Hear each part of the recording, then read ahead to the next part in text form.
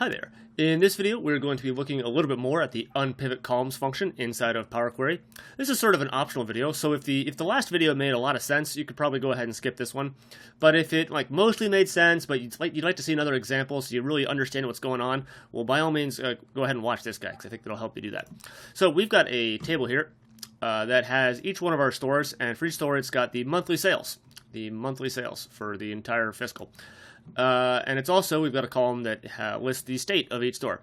So this is fine for decision makers to look at, but if we want to be able to create a pivot table where we, for instance, want to find the average monthly sales by state, we're not going to be able to do it like this. We need to unpivot this data.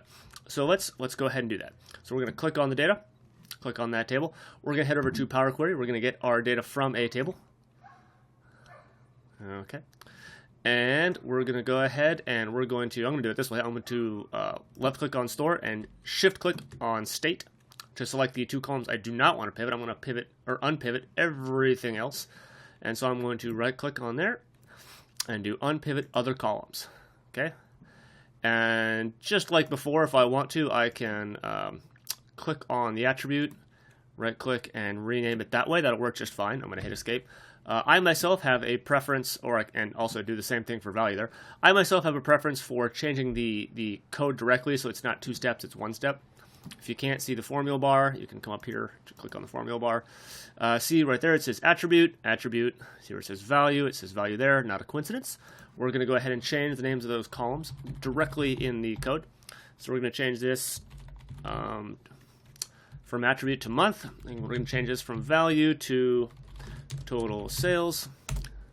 Click OK, and we're all done. Okay, just so you can see the other way to do it, I'm going to remove this step. I'm going to undo this step. Click on that X there. So before I shift clicked to select both of those and did unpivot other columns. Now I'm going to click on the columns that I want to unpivot.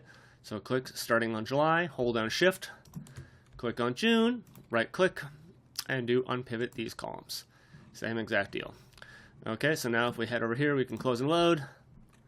And there we have the data we need in the form that we need it in, so we can go ahead and throw this into a pivot table and it will work just fine.